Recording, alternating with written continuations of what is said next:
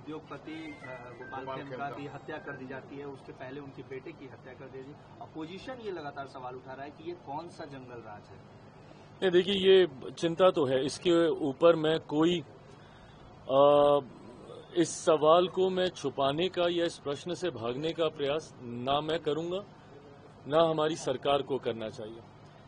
ये बहुत बड़ी चिंता का विषय है। अगर एक शहरी इलाके में इस तरीके से खुले आम इतनी बड़ी घटना को अंजाम दे दिया जाता है, जहां पे व्यवस्था सब अगल बगल है, थाना बगल में है, बड़े बड़े अधिकारी आसपास रहते हैं, अगर इतने पौष इलाके में अगर इस तरीके की घटना घट रही है तो ये बहुत अत्यंत गंभीर विषय है।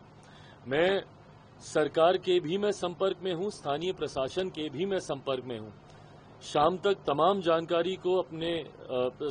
जानकारी अपने संज्ञान में लेकर पुनः मैं इसके ऊपर अपनी बातों को रखूंगा। पर इस तरीके की घटना चिंता को बढ़ाने का कार्य करती है। परिवारजन का कहना है कि जब हम लोग सेफ नहीं है तो ये कौन सा सरकार है जो हमें सेफ। मैं बिल्कुल उनकी बात से सहमत हूं। अगर परिवार को अगर इस बात का भय है कि अगर वो सेफ नहीं है तो कौन सेफ है, बिल्कुल सही बात है।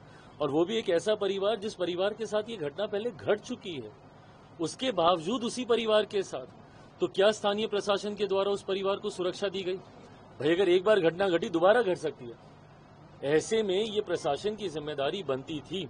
लापरवाही कहां हुई है, इन तमाम विषयों की जानकारी लेकर मैं पुनः अपनी बातों को आपके समक्ष रखूंगा। हमेशा लॉ एंड ऑर्डर को लेकर सवाल। उद्योगपति गोपाल खेमका की हत्या कर दी जाती है, उसके पहले उनके बेटे की हत्या कर दी जाती है। अपोजिशन ये लगातार सवाल उठा रहा है कि ये कौन सा जंगल राज है।